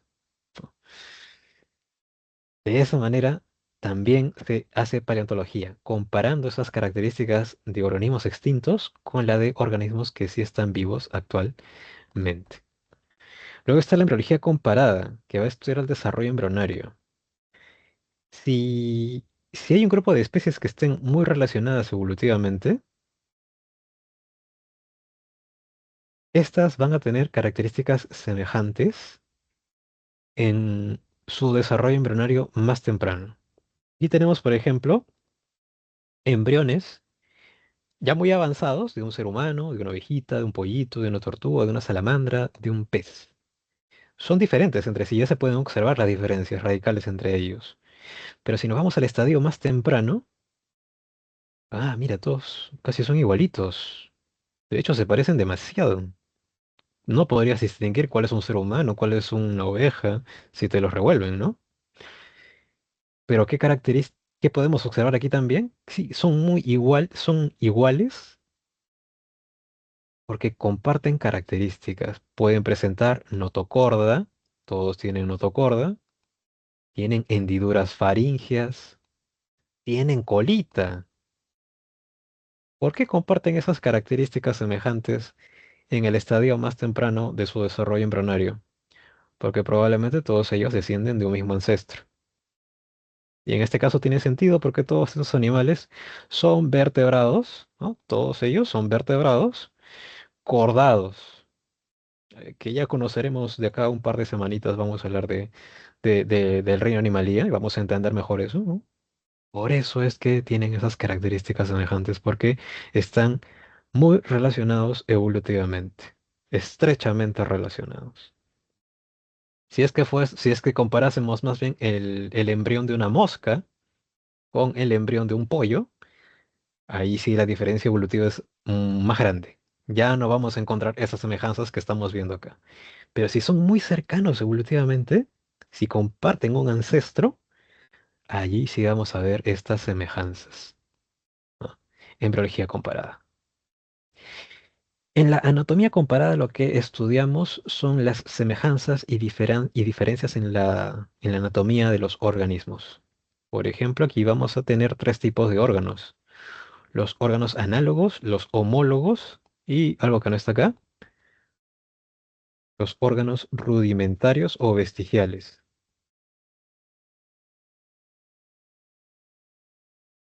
O vestigiales. ¿Qué pasa con los órganos análogos? Son aquellos órganos que tienen diferente estructura en diferentes especies, pero similar función. Por ejemplo, aquí, sí, acá tenemos que comparar especies diferentes. Estamos comparando la pata de un topo, que es un mamífero, con la pata de un grillo topo, que es un insecto. Tienen diferente estructura porque la del topo tiene que músculos, hueso, pelos, y la del grillo topo es básicamente exoesqueleto quitinoso y por dentro tendrá algunos músculos, pero la estructura es totalmente diferente. Pero tienen similar función porque ambos ¿para qué sirven? Para hacer hueco, ¿verdad? Para cavar. Tienen similar función. Los órganos análogos son un ejemplo de evolución convergente. ¿Qué quiere decir evolución convergente? Que a pesar de que estos dos animales pertenecen a linajes muy distintos, a lo largo de su evolución han coincidido en el desarrollo de una estructura con función similar, que en este caso es la pata cavadora. O sea, la línea que dio lugar al topo y la línea que dio lugar al grillo topo coincidieron en este caso en el desarrollo de una extremidad de un órgano con función similar como es la pata cavadora. Esto puede suceder si es que son animales que están sometidos a una misma presión ambiental, y eso puede lograr que a pesar de que sean especies diferentes, desarrollen una estructura de función similar. Bien, los órganos homólogos más bien tienen similar estructura pero diferente función. Es el caso, por ejemplo, de las extremidades de este delfín y de este murciélago. La extremidad de un delfín, que sería la aleta, tiene la misma estructura que el ala de un murciélago porque tienen los mismos huesos. Solamente que por la misma ruta evolutiva que han sufrido cada uno de ellos, en algunos los huesos son más largos y gruesos y en otros son más cortos, ¿no? Entonces, por eso se ven esas diferencias, pero son los mismos huesos, los carpianos, los metacarpianos que podemos encontrar, ahí están, en ambos. Similar estructura. Pero diferente función, pues porque para el delfín le sirve para nadar, ¿verdad? Su aleta le sirve para nadar. Y al murciélago le sirve para poder volar. Estos órganos más bien son un ejemplo de evolución divergente. ¿Qué quiere decir? Que probablemente estos dos animales descienden de un ancestro común que tenía una extremidad ancestral, que no era ni aleta ni ala, pero que por evolución a partir de ese ancestro se generó el linaje del delfín, con su aletita. Y por acá el otro linaje, el de los murciélagos, con su ala. ¿Mm? Aleta por acá y ala. Acá estamos viendo más bien una divergencia a diferencia de la convergencia que hay en el caso de los órganos análogos. Otro ejemplo de órganos homólogos, lo vemos acá, por ejemplo, comparando el esqueleto de una ballena con el de un colibrí. Mira, imagínate, el colibrí tiene ese tamaño con todo el tamañazo de esta ballena. Si comparamos la aleta de una ballena con el ala de un colibrí, vamos a ver que tienen los mismos huesos. Radio, cúbito, húmero, perdón, las falanges están allí presentes, solamente que con quizás una morfología un tanto diferente, pero son los mismos huesos, son órganos homólogos, similar estructura, pero diferente función. Ballena para nadar, colibrí para volar. Y estos dos de acá son órganos análogos. El ala de un ave y de un insecto tienen diferente estructura, pero similar función porque ambos sirven para volar. Y el último tipo de órgano son los órganos rudimentarios o vestigiales, que son los que han perdido su función. El ejemplo más clásico de órgano rudimentario es el apéndice. El apéndice, que es esa colita que ves en el intestino grueso, es un vestigio de que aparentemente en nuestros ancestros el intestino era más largo, pero que al cambiar nuestros hábitos alimenticios, ¿no? Este se hizo más corto, ¿no? Quedando ese vestigio que es el apéndice. Podría ser el coxis también, que es un vestigio, ¿no? De que en nuestros ancestros había una colita, pero que en nosotros está reducida a esa terminación de la columna vertebral, ¿no? Nosotros ya no tenemos cola, pero sí tenemos cola cuando estamos aquí, ¿no? En el primer estadio embrionario. pero luego desaparece, ¿no? Se reabsorbe. Esos son los tres tipos de órganos que utiliza la anatomía comparada, entonces. También podemos hacer bioquímica comparada si estudiamos, mejor dicho, comparamos las similitudes en la composición de biomoléculas, como lo pueden ser las proteínas y los ácidos nucleicos. Podemos comparar la secuencia de aminoácidos de una proteína de diferentes especies o la de los nucleótidos del ARN o del ADN de diferentes especies. Si esa secuencia es más similar, quiere decir que están muy relacionadas evolutivamente. Pero si es diferente, quiere decir que son más lejanas evolutivamente. Como por ejemplo acá están comparando la proteína insulina. Una secuencia nada más de la proteína insulina, de tres aminoácidos. De una vaca, de un cordero, de un cerdo y de un caballo. Por los colores te das cuenta que hay similitudes en el primer y tercer aminoácido de esa secuencia en la vaca y el cordero. Por lo cual podríamos decir que están muy relacionados evolutivamente. Y entre el cerdo y el caballo. Ahora, si nos fijamos en el segundo aminoácido, que es el mismo, en la vaca y el cerdo, también habrá una relación estrecha entre estos dos. Y entre el cordero y el caballo, ¿no? Entonces, analizando semejanzas y diferencias en las secuencias, o bien de aminoácidos o de nucleótidos, también podemos establecer si dos especies están muy cercanas o lejanas evolutivamente. La citogenética comparada, por su parte, va a comparar los cariotipos, ¿no? Todo ese conjunto de cromosomas que hay en una especie es lo que se hace en citogenética comparada. Por ejemplo, aquí estamos comparando lo que es el cariotipo de un chimpancé, que son los cromosomas que están de color azul, con el cariotipo de un ser humano, que son los cromosomas que están de color rojo. Si bien el chimpancé tiene 48 cromosomas, y los seres humanos 46, a pesar de esa diferencia, se pueden observar que todos los otros pares cromosómicos son muy similares. Incluso los cromosomas sexuales casi tienen el mismo tamaño. Es porque el chimpancé y el ser humano somos especies que estamos muy relacionadas evolutivamente. De hecho, se dice pues que lo que es el par 2 y 3 en el chimpancé son, están fusionados en lo que es el cromosoma 2 humano. Y hay evidencia de eso, porque las secuencias que se encuentran en el cromosoma 2 y 3 de chimpancé están en el cromosoma 2 humano. Por eso el chimpancé tiene 48 y los seres humanos tenemos 46. Si se parecen los cariotipos, entonces habrá una relación evolutiva estrecha. Si más bien son muy diferentes, como por ejemplo, ¿te acuerdas que te dije que la mosca tenía cuatro pares de cromosomas? Ahí sí el cariotipo es recontra diferente, ¿no? Es porque ya pues hay una relación evolutiva más alejada. Ah. Finalmente, la última evidencia es la biogeografía. Esta va a estudiar la distribución geográfica de las especies, porque dependiendo del territorio que habite una especie determinada, va a desarrollar características que le permitan sobrevivir en ese entorno. ¿No? Ya sabes, por los mecanismos que hemos visto. Selección natural. Y los otros, ¿no? También mutación, recombinación. Por ejemplo, aquí tenemos el caso de los camélidos.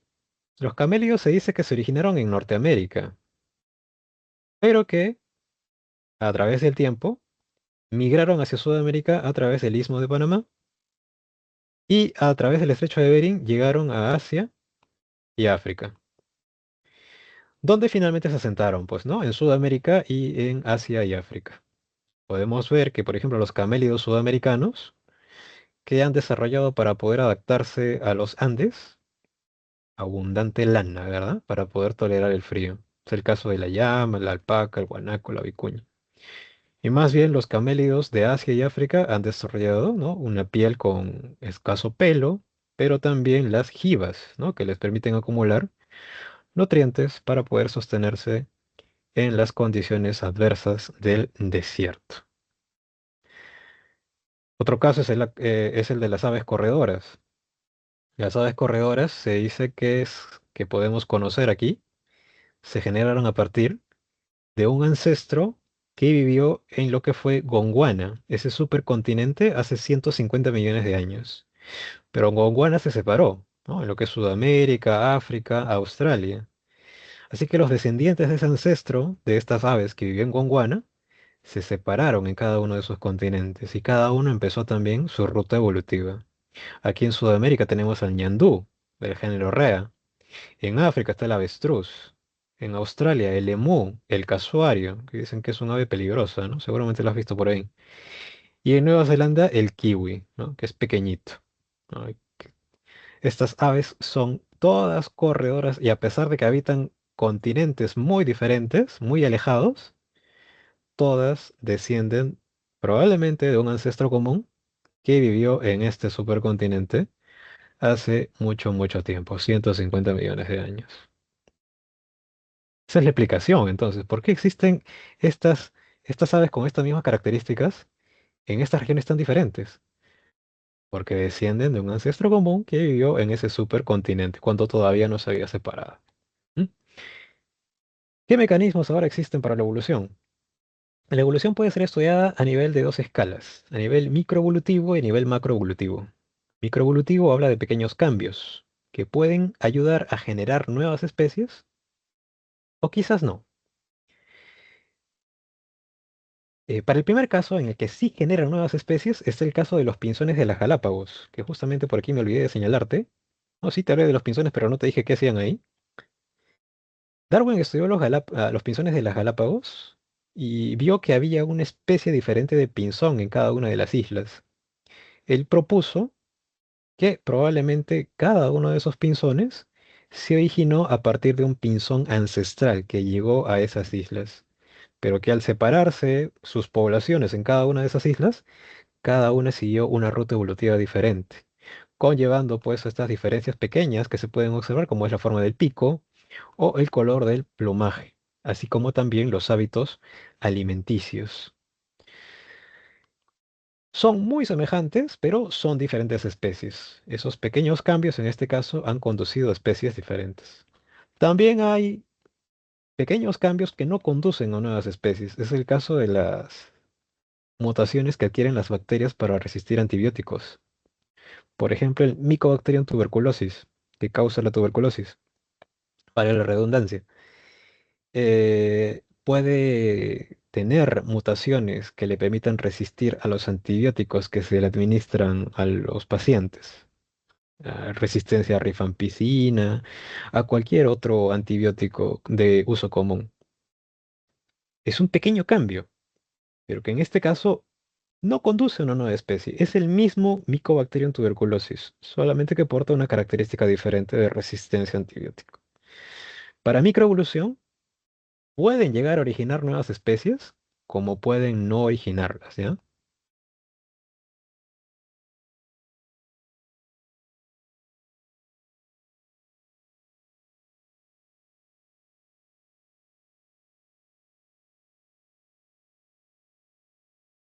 Mutaciones de resistencia a antibióticos.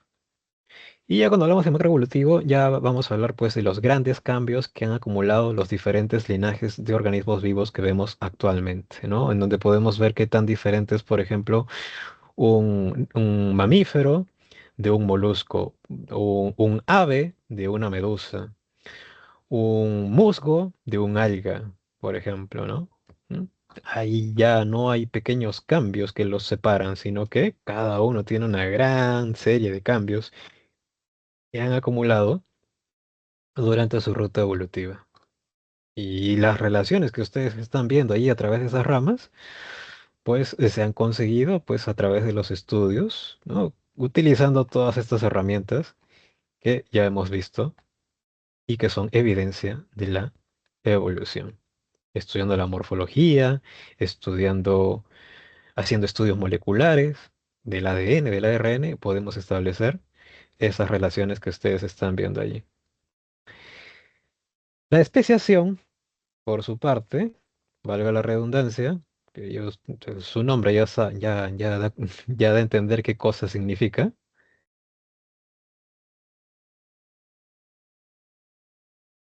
es el proceso mediante el cual una población de una especie permite generar otras especies. Para que se lleve a cabo la especiación, tienen que llevarse a cabo tres tipos de aislamiento: el aislamiento geográfico, el reproductivo y el genético. ¿Qué dice el aislamiento geográfico? Dice que una población está conformado, en este caso, en este ejemplo, por escarabajos, ¿no? Todos pertenecen a una misma especie, vamos a ponerle la especie uno. Va a sufrir una separación por una barrera geográfica, que en este caso, de repente puede ser por el desborde de un río, se forma un riachuelo por aquí, que separa a la población en dos. Ahora vamos a tener la población A y a la población B. Ahora ya no van a tener contacto, están separadas estas dos poblaciones. Van a tener una ruta evolutiva cada una por su cuenta, van a evolucionar por separado. Quizás después de muchas, muchas generaciones, cientos de generaciones más adelante, van a acumular tantos cambios la una de la otra que ya van a ser dos especies diferentes. Vamos a tener a la especie A y a la especie B. Y como ustedes sabrán, dos especies diferentes no pueden procrear. No deberían mezclar. Las especies son muy recelosas. No mezclan su ADN con el ADN de otra especie. Así que si esa barrera geográfica desaparece, ese riachuelo se seca y estas dos especies vuelven a tener contacto, ya no van a poder procrear, porque se trata de dos especies diferentes, a diferencia de lo que sucedía aquí. Aquí sí, entre ellos sí podían procrear, pero acá ya no, porque se ha producido el segundo tipo de aislamiento. El segundo tipo de aislamiento es el aislamiento reproductivo, que dice que dos especies diferentes no se pueden reproducir porque probablemente tienen órganos reproductivos diferentes. El aparato reproductor del macho no es compatible con el de la hembra de la otra especie. O en el caso de que fueran compatibles, de que se lleve a cabo la cópula, los gametos son incompatibles. Los gametos del macho de la especie A son incompatibles con los gametos de la especie B. O inclusive desde el inicio también. Pueden tener, a pesar de que se parezcan demasiado, pueden tener diferente cortejo. El macho le baila a la hembra de la otra especie, no pasa nada, no le hacen caso. ¿Mm? Ahí está el aislamiento reproductivo. Pero como ustedes sabrán, hay algunas excepciones. Es el caso de la mula, que es un híbrido que se produce tras el apareamiento entre dos especies diferentes. Un burro y una yegua, que es la hembra del caballo. ¿Cómo es que se genera entonces en este caso? Si usted me dijo que dos especies no se pueden mezclar. Puede suceder solamente si las dos especies son muy cercanas evolutivamente. Y en este caso, el burro y el caballo son dos especies muy cercanas. Su ADN se parece bastante. Así que por eso en este caso sí hay generación de descendencia. Que en este caso lo es la mula o el ligre, por ejemplo, que es el resultado del cruce entre un león y una tigresa. ¿Mm? Pero ¿qué pasa? Ahí empieza a trabajar el tercer tipo de aislamiento. Como estos híbridos tienen la mitad de su ADN de una especie y la otra mitad es de otra especie, no llevan a cabo correctamente la meiosis. Sus gametos son inviables, ellos son estériles. ¿No? El ligre ya no puede tener hijos, la mula tampoco. Ahí se queda. Ya no hay más generaciones por delante. Puede ser también que durante el mismo estadio embrionario, ese embrión no alcance a desarrollarse por completo y simplemente se muere por fallas durante la división celular, sea inviable, ¿no? Pero si llega a desarrollarse como adulto, va a ser estéril, ¿ok? De esa manera, pues las especies no van a mezclar, no van a mezclar. Profesor, en nuestra materia de la pre nos muestra dos alas de mariposa y murciélago como órganos análogos. Mariposa y murciélago. Claro, está bien, son órganos. A ver, ¿dónde estaban los órganos análogos? Los análogos, dice, a ver, material. Vamos a abrir el material.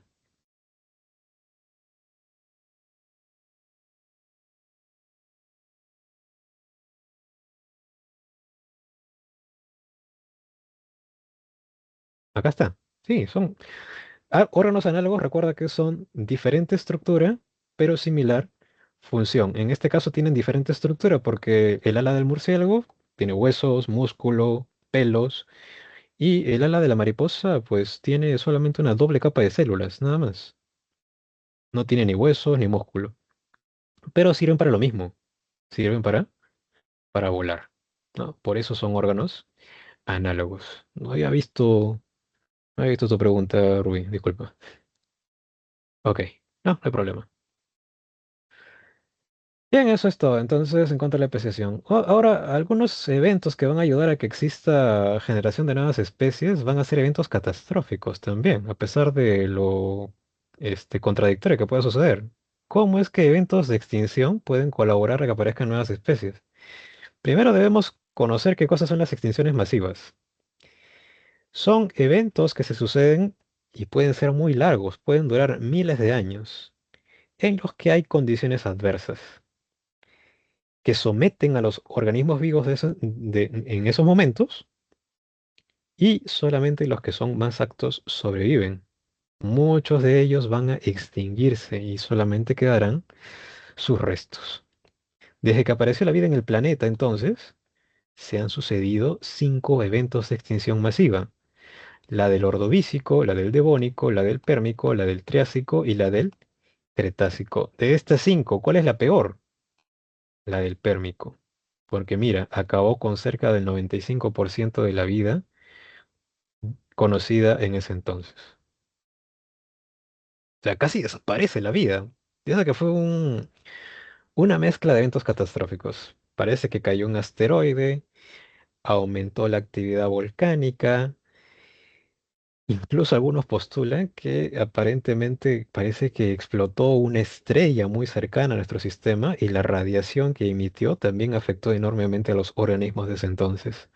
Sí, imagínate, eran condiciones apocalípticas que sometieron a los organismos de ese entonces, pero de ese 5% restante continuaron la historia de la vida, ¿no? Como dice en la película de Jurassic Park, ¿no? La vida se abre camino. Ese 5% se encargó de repoblar el mundo nuevamente, pero pasaron por la extinción del Triásico y luego por la extinción del Cretácico. Se dice que hay una sexta extinción masiva en curso, causada por lo que es el calentamiento global, en la que nosotros tenemos mucho que ver, ¿no? Tenemos mucha implicancia allí. Otra muy importante es la quinta, la del Cretácico, porque justamente fue la que acabó con los dinosaurios, grandes depredadores, dominantes del mundo en ese entonces, pero que tras desaparecer después de esa extinción del Cretácico, permitió que los mamíferos que ya nos encontrábamos en ese entonces sufriésemos un proceso llamado radiación adaptativa. ¿Qué es la radiación adaptativa? Es un proceso en el cual una especie va a generar nuevas especies en un intervalo más corto de tiempo. Porque ya hemos visto que para que se generen nuevas especies es un proceso largo, porque el medio ambiente no te lo va a dejar tan fácil. Pero la radiación adaptativa, todo lo contrario, sucede más rápido. Y en este caso, ¿por qué sucede más rápido? Porque al desaparecer este depredador formidable, nuevos ecosistemas quedaron libres para los mamíferos. Ya no tenían miedo, ya no eran cazados violentamente por estos depredadores, pudieron colonizar nuevos territorios.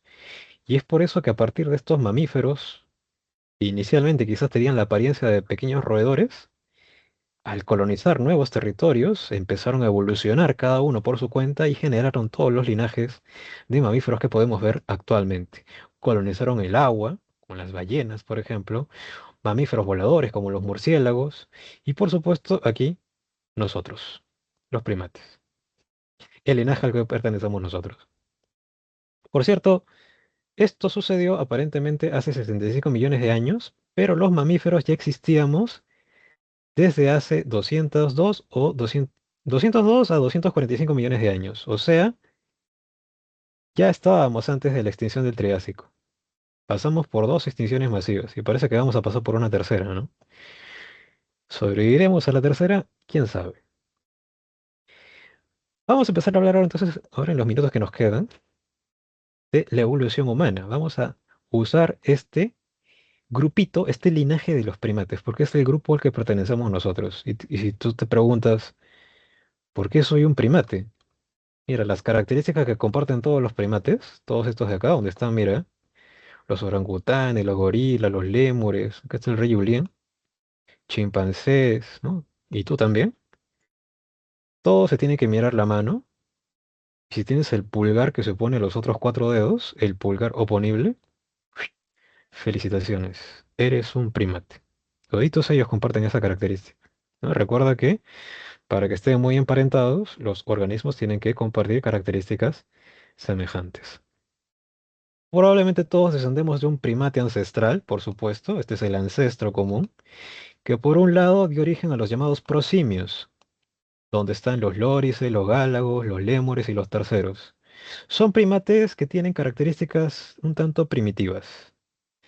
Y por la otra rama tenemos a los antropoideos, donde están los monos del Nuevo Mundo, que son los monos que encuentras acá en las selvas de Sudamérica, los del Viejo Mundo en Europa y los hominoideos.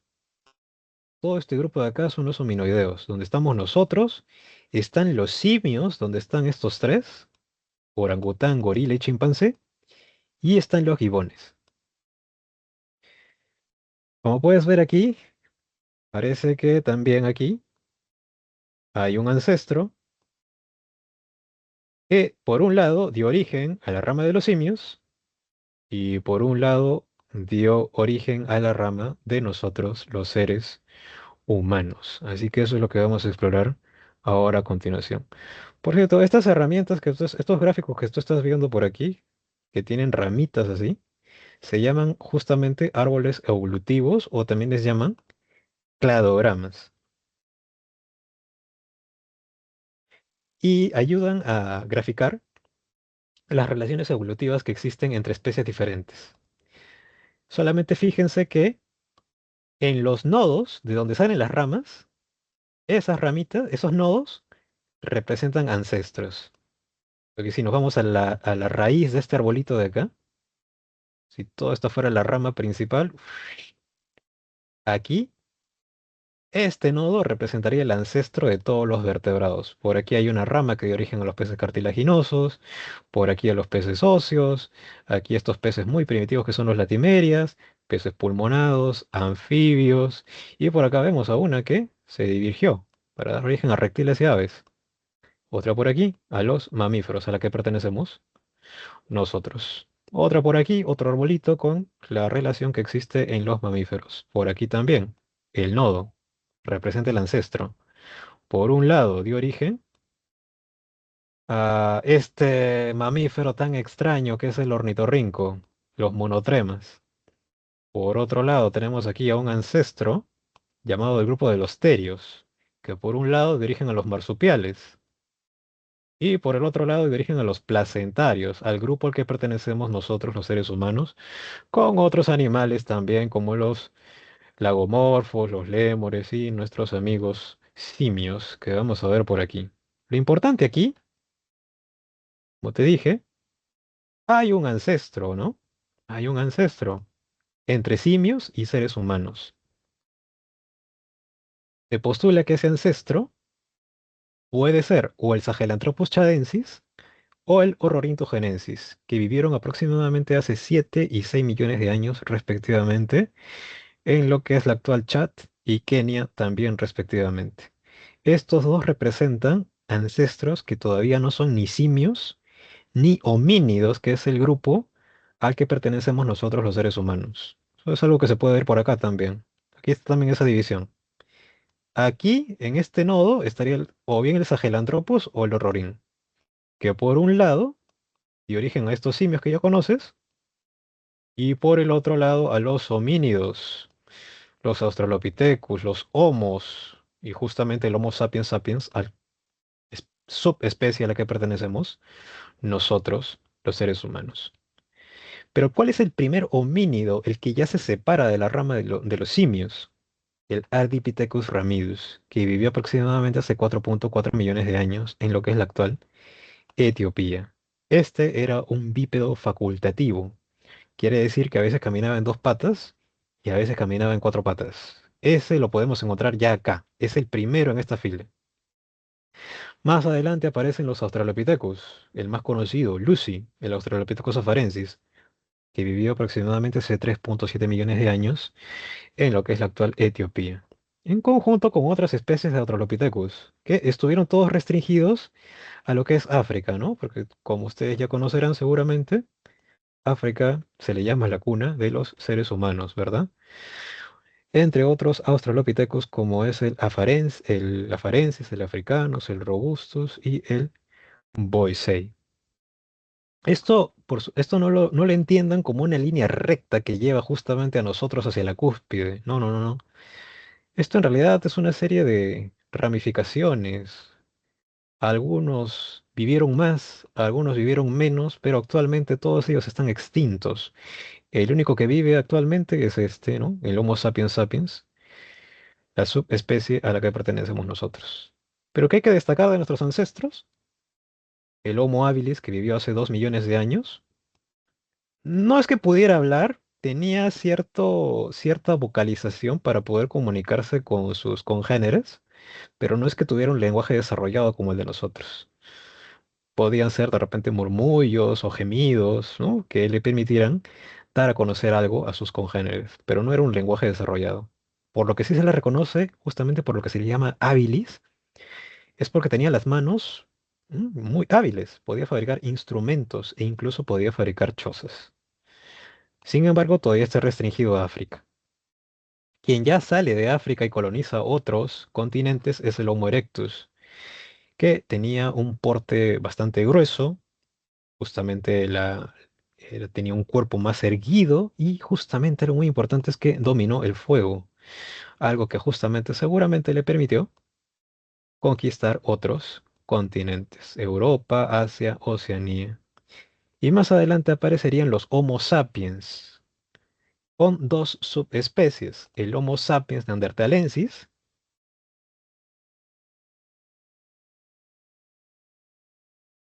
o llamado hombre de Neandertal, y el Homo sapiens sapiens, o llamado también hombre de Cromañón. Quien apareció antes fue el hombre de Neandertal, hace 230.000 años. Se dice que tenía una capacidad craneal un poco más que la nuestra. Sin embargo, se extinguió probablemente porque como coexistió con el hombre de Cromañón, parece que hubo una competencia por el acceso a los recursos, y eso determinó en su extinción. Sin embargo, como pertenecen a la misma especie, Homo sapiens y Homo sapiens, parece que sí llegaron a hibridar, dejaron descendencia. Y se sabe que actualmente parte de la población europea presenta genes neandertales. O sea, el neandertal todavía está vivo en nuestro ADN, gracias a esa hibridización que hubo hace miles de años.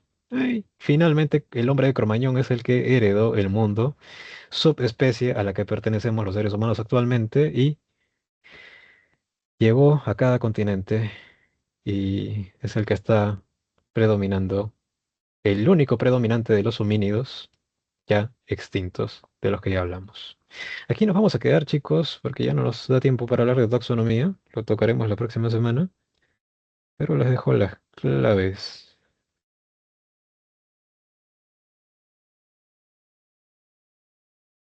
Bueno, la era de los volcanes, cada cierto tiempo va a haber un aumento de la actividad geológica. Y quizás en ese entonces fue apoyada por la caída de ese asteroide, ¿no? Que justamente favoreció el desarrollo de esa peor extinción masiva que fue la del Pérmico. Mm. Ahora deberíamos preocuparnos más por lo que es el calentamiento global, como les digo, ¿no? Pero esto no es algo, generalmente cuando piensan en extinciones masivas, piensan en, cayó un meteorito y mató un montón de especies. Así, en un mes.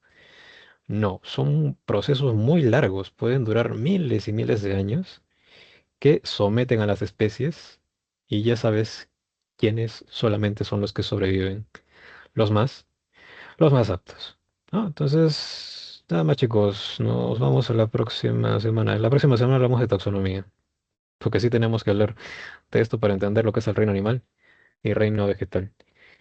Muchas gracias por su atención. Cuídense mucho. Hasta luego.